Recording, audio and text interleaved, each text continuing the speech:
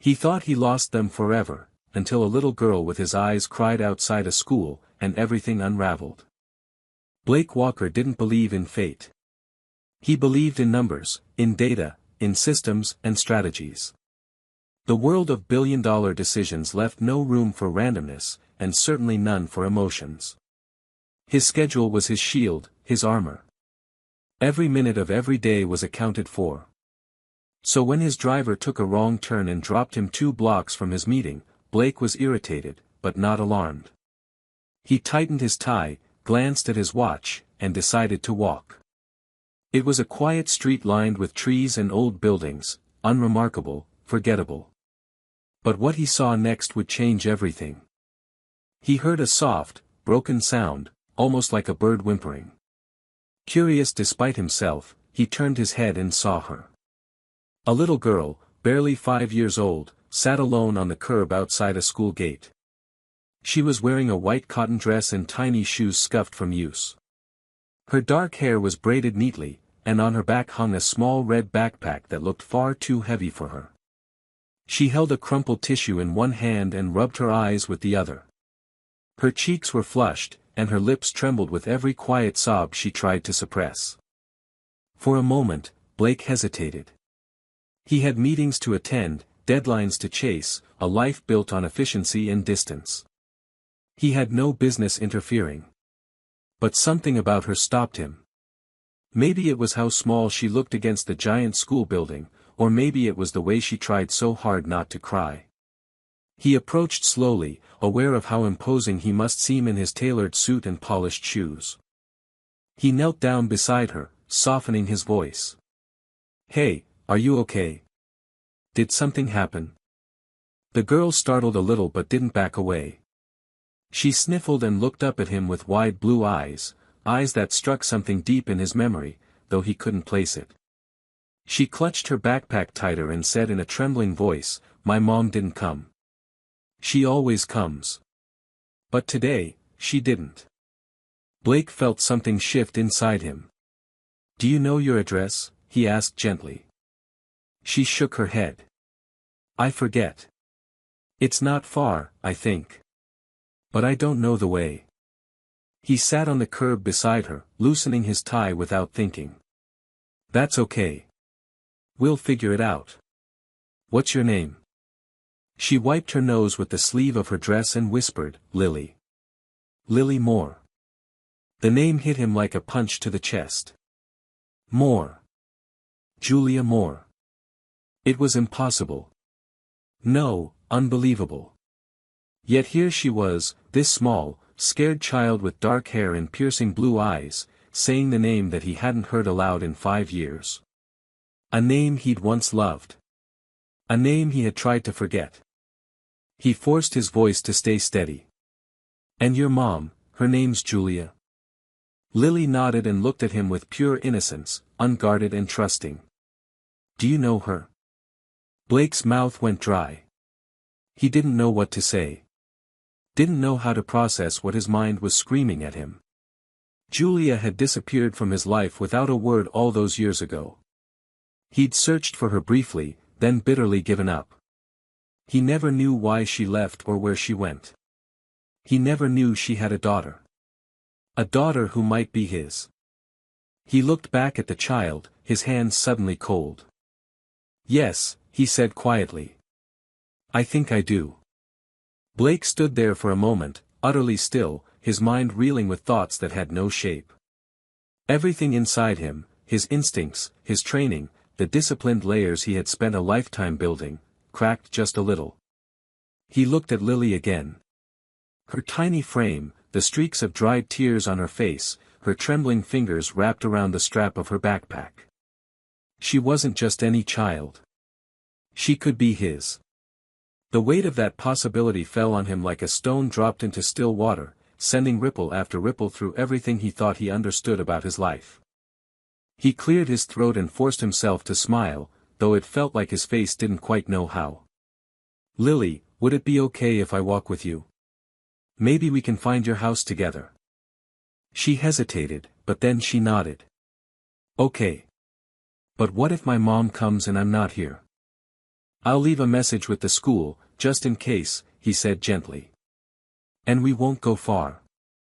You can help me remember which way to turn." She seemed to accept that, and together they began walking slowly down the sidewalk.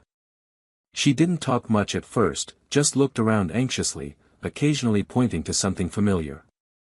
Blake listened carefully, prompting her gently, trying not to overwhelm her.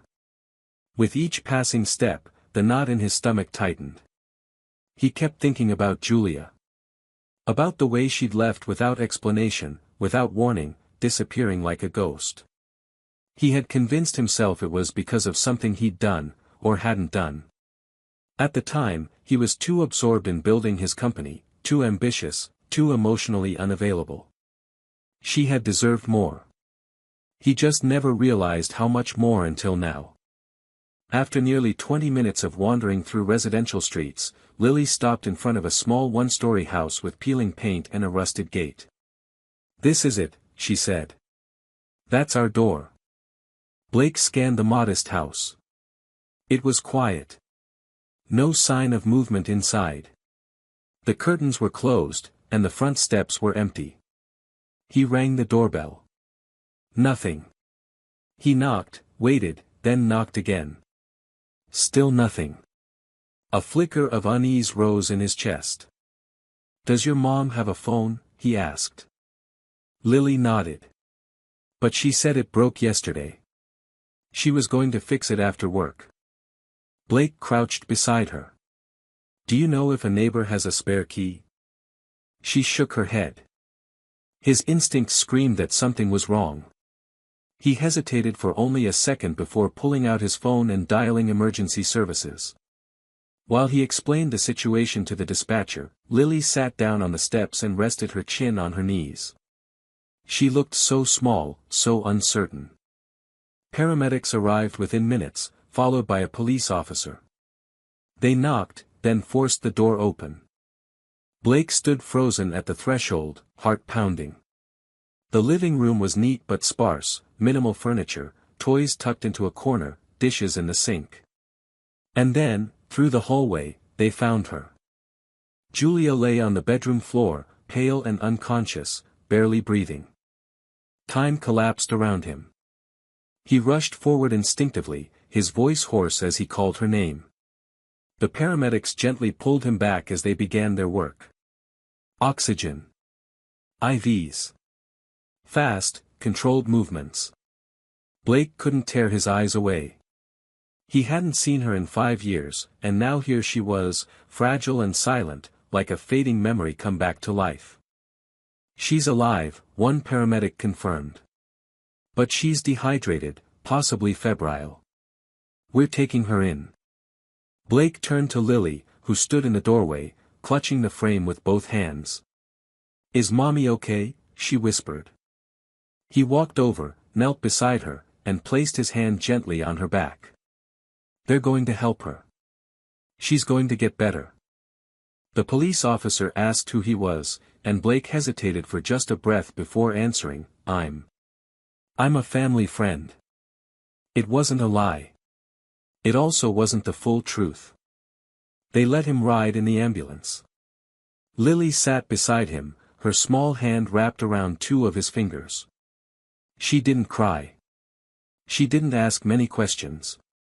She just held on, as if she sensed that something massive had just shifted in her little world and that somehow, this man beside her, this stranger, was no longer a stranger at all. As the ambulance sped through the city lights toward the hospital, Blake stared out the window with 1,000 questions swirling in his mind. He didn't know why Julia had left. He didn't know why she never told him about Lily. But now, none of that mattered more than one thing: she was in danger, and her daughter might be his. And no matter how much time had passed, he knew deep in his gut, he wasn't going to lose them again. The hospital corridor was bathed in artificial light, sterile and humming with quiet urgency. Blake sat on one of the plastic chairs near the emergency wing, his elbows resting on his knees, hands folded, eyes fixed on the floor in front of him. Lily had fallen asleep with her head on his lap, her tiny body curled up like a kitten after the emotional exhaustion of the day.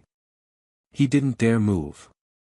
Every time he looked down at her, he felt a rush of something unfamiliar, protective, raw, and deeply unsettling. He wasn't used to this kind of vulnerability, especially not directed at someone so small and so connected to a life he had let slip away. A nurse came out and spoke his name quietly. He looked up sharply, eyes wide, instantly alert. She told him Julia was stable but unconscious, her vitals improving, and they believed the cause was a severe viral infection combined with exhaustion and dehydration. It wasn't life-threatening anymore, not with treatment, but she would need rest and monitoring. Blake exhaled for the first time in what felt like hours. He thanked the nurse and asked if Lily could stay with him for the night, explaining gently that the girl had no other family nearby. After a pause, and perhaps recognizing the emotion behind his calm voice, the nurse nodded and arranged a small cot in a nearby private waiting room.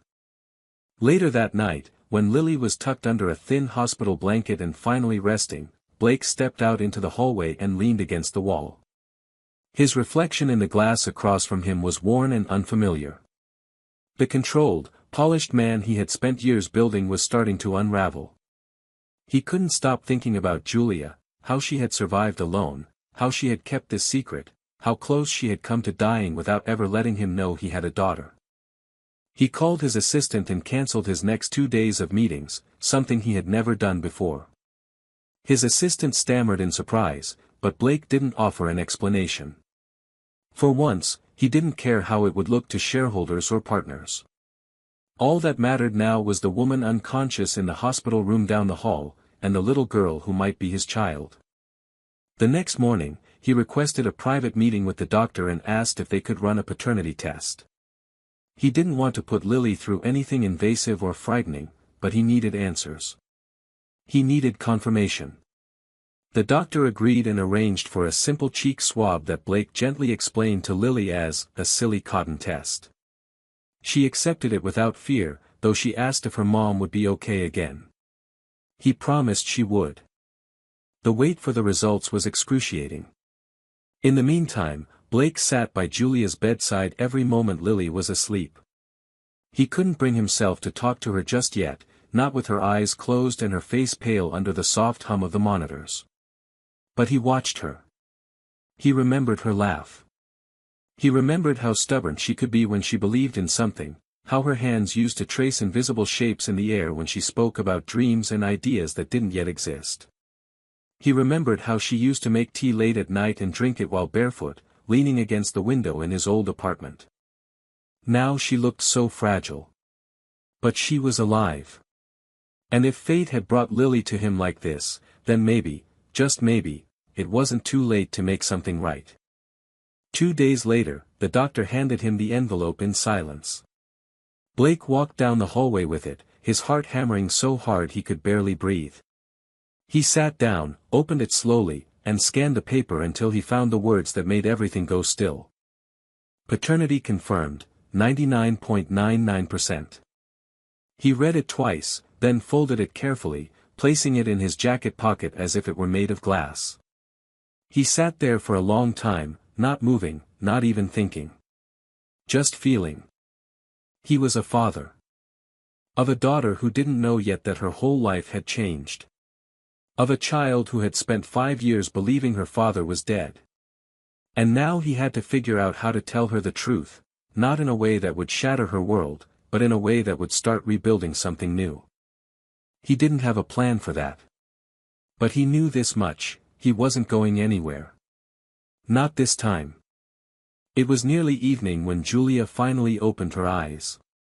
The room was dimly lit, the rhythmic beeping of the heart monitor a soft reminder of reality. She blinked slowly, adjusting to the light and the unfamiliar surroundings. Her body felt heavy, and her throat was dry, but her first thought wasn't about herself, it was about Lily. She tried to sit up, but her body protested. The movement, however slight, triggered the sensors, and within moments a nurse entered the room. Julia's voice was barely a whisper when she asked where her daughter was. The nurse smiled gently and told her Lily was safe, that she was nearby, and that someone had brought her to the hospital just in time. When Julia asked who, she didn't expect the answer. His name is Blake Walker, the nurse said. He's been here every day. He said he knew you. Julia felt her breath catch. Blake. She hadn't heard that name aloud in 5 years, not since she left everything behind. Her mind raced even as her body felt weak. Had he really found them? Had Lily met him? She was flooded with questions, and guilt surged through her like a wave. She closed her eyes, remembering the last time she saw him, his sharp suit, his tired eyes, his voice focused more on expansion and projections than on connection or love. She hadn't left out of spite, but out of necessity. Back then, he was lost in his ambition, and she couldn't raise a child in that kind of loneliness. Hours later, when she had the strength to sit up and sip water, the door opened quietly. Blake stepped inside, hesitant at first, holding a cup of coffee in one hand and a folded paper in the other. He looked different, still put together, but not flawless. His face showed the wear of sleepless nights, and in his eyes there was something she had never seen before, vulnerability. Julia didn't speak first. Neither did he. For a long moment, they just looked at each other, the air thick with everything unspoken. Finally, he stepped closer, setting the coffee down on the tray beside her. "You look stronger," he said softly. "I feel like I got hit by a truck," she murmured. "But I'm alive." He nodded and handed her the paper. She unfolded it slowly, and her hands trembled as her eyes moved across the words. The DNA test. There was no need for her to read all of it, she knew what it would say. Still, seeing it in print, seeing the confirmation of what she had hidden for so long, made her eyes fill with tears. "I'm sorry," she said, her voice breaking. "I didn't know how to tell you. I didn't know if I should."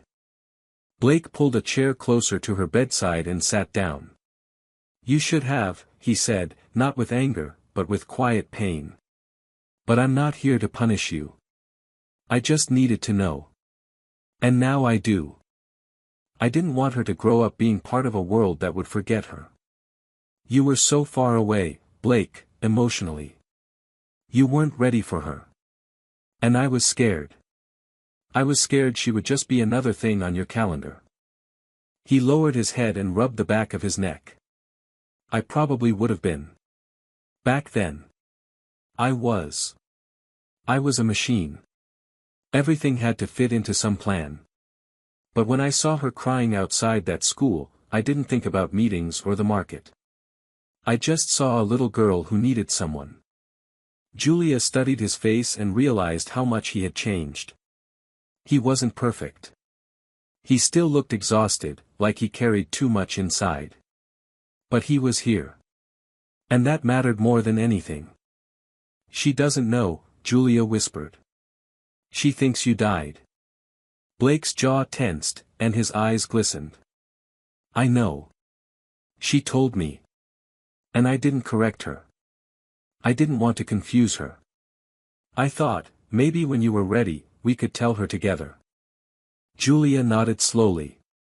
She reached for his hand, weakly, and he took it without hesitation.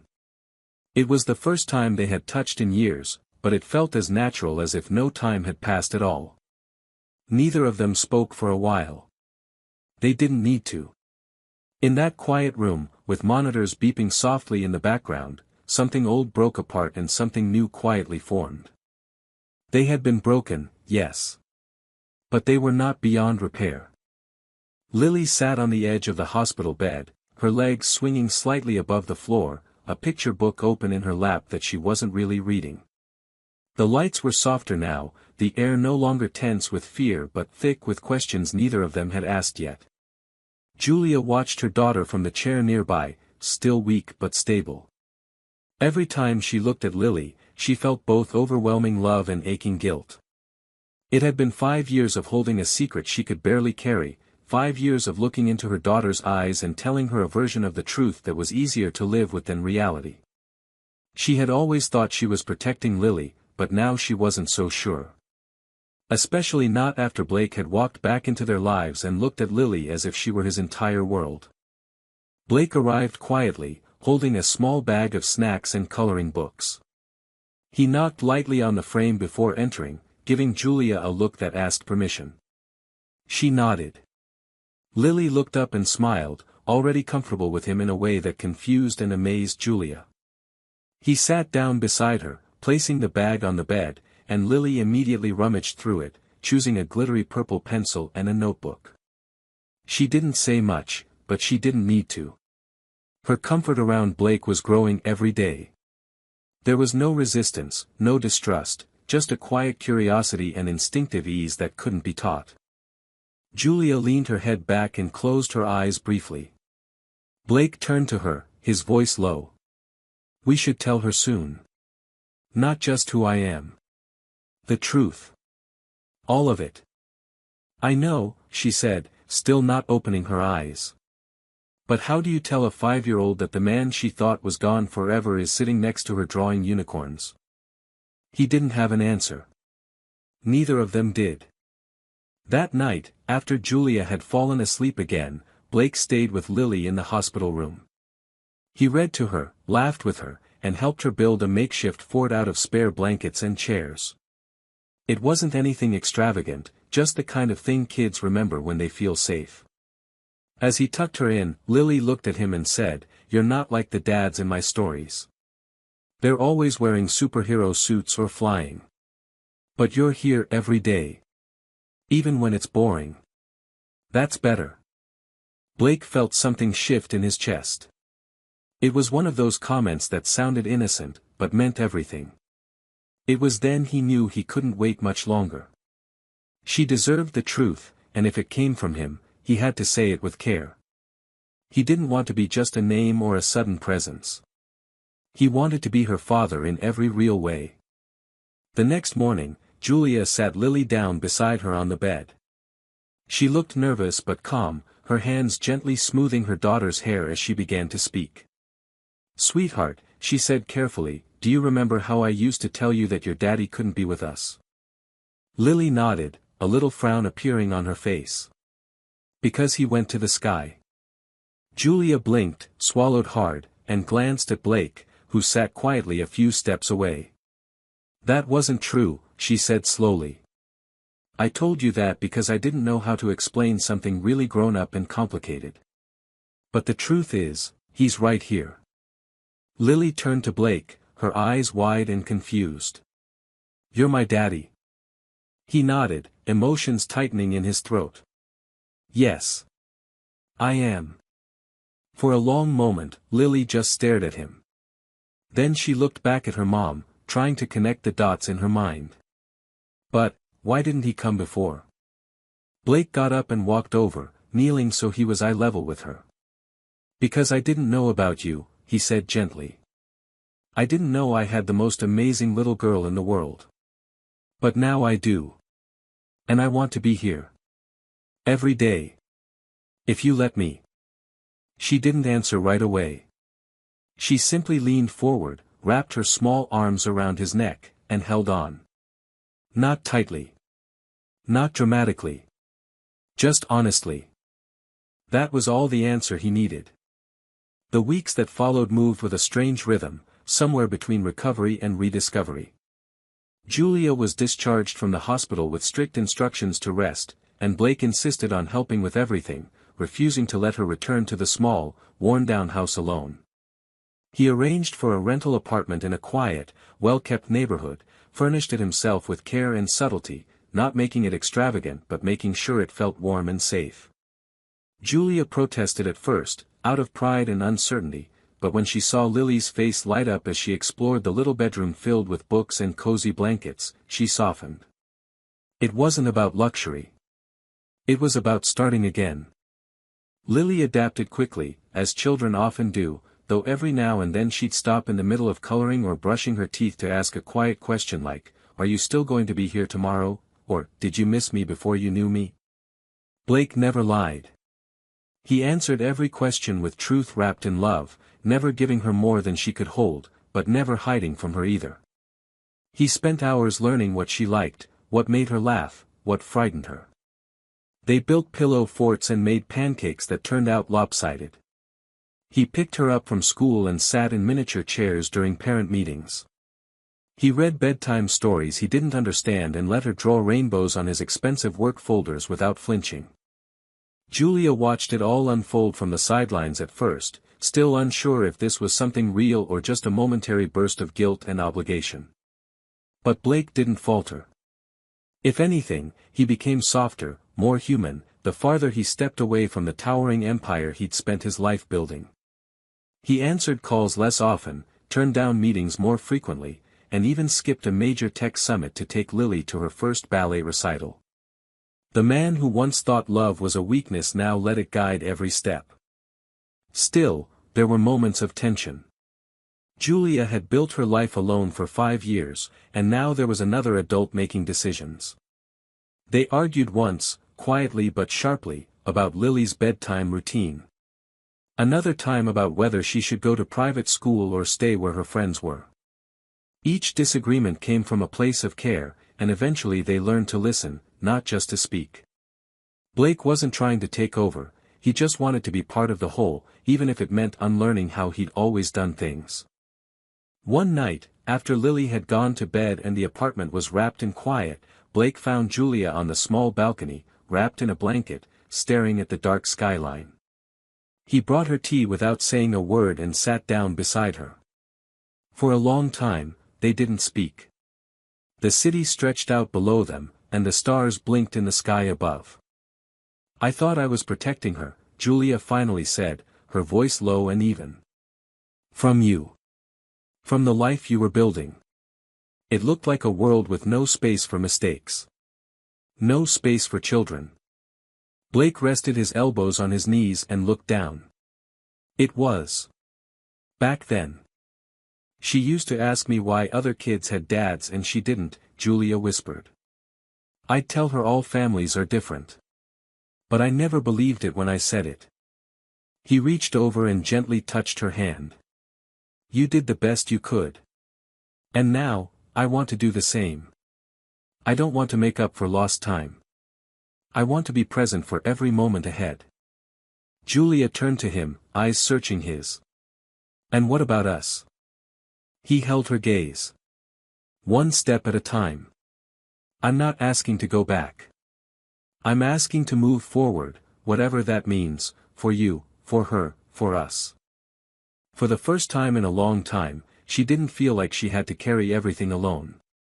And she didn't answer with words, just leaned her head against his shoulder, letting the silence between them speak for something fragile but real.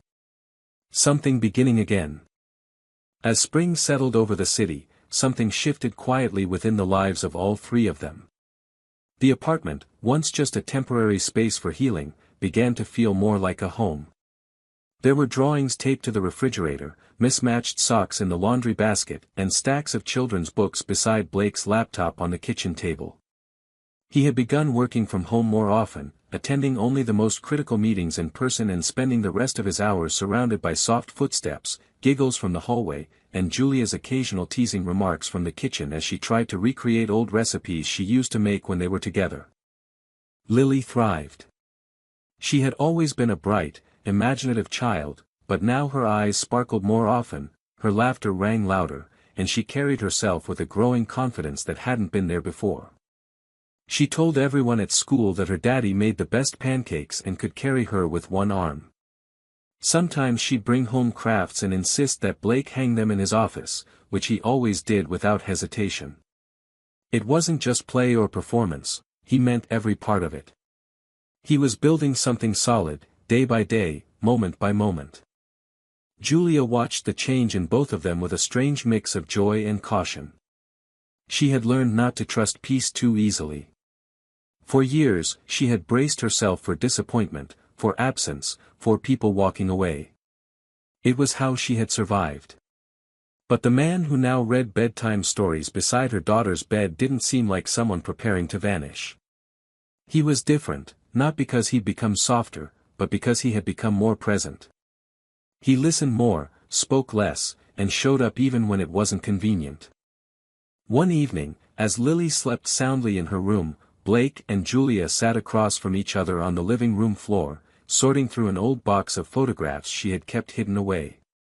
There were pictures of Lily as a baby, sleeping on Julia's chest, laughing in a plastic tub, clumsily chasing a balloon through the living room of their old apartment. Blake held each one carefully, as if afraid they might vanish if he blinked. He looked up at Julia, a quiet ache in his eyes. "I missed all of this," he said softly. "Every first. Every little thing. I don't know how to live with that." Julia leaned back on her hands, her voice calm but firm. "You don't have to live with it. You just have to live beyond it." It was a simple sentence, but it struck him deeply. There was no judgment in her tone, no accusation, just truth and grace wrapped together. They sat for a long time like that, lost in memory and possibility, surrounded by small snapshots of a life that had once seemed impossible to share. As April turned into May, Blake began making quiet plans. Not grand gestures, not elaborate declarations, just small, consistent decisions that would mean something real. He called his lawyer and updated his will to include Lily. He opened a savings account in her name and began setting aside time each week that was solely for her, no work interruptions, no phones. He also began speaking more openly with Julia about the future, not pressuring her, but including her in the idea of it. One night, as they walked together through a quiet neighborhood after dinner, Lily skipping ahead of them chasing fireflies, Julia reached for his hand and held it without a word. Blake looked over at her, surprised, but didn't ask why. He didn't need to. It was enough. For the first time in years, they were walking side by side toward something instead of away from it. The past still lingered, of course, like a shadow at the edge of their days. There were wounds that hadn't fully healed, and questions that didn't always have answers. But in the space between fear and forgiveness, they were learning to build again. Not a perfect family, not a flawless story, but a life stitched together by choice, not circumstance. And that, Blake thought as Lily ran back and threw her arms around both of them at once, was something worth holding on to. Summer arrived slowly, warming the city with golden mornings and soft, endless evenings. The air felt different, lighter, more forgiving, as if even the world around them had decided to soften its edges. Blake could feel the change in every corner of their lives. The apartment had evolved from a temporary solution into a quiet sanctuary, where the days moved with gentle certainty, and laughter became a familiar sound. He had never imagined himself in this kind of life. For years, success was measured by deadlines, earnings, and power. Now, it was in Lily's smile when he helped her brush paint across construction paper, in the way Julia quietly leaned into him during family movie nights, in the peaceful silence that came when all three of them sat at the dinner table with nothing urgent to say. One evening, after Lily had gone to sleep, Blake stood at the window of their apartment and watched the lights of the city shimmer like stars fallen to earth. Julia came up behind him, resting her head against his back. They didn't speak at first. There was no need. Some silences were full, not empty.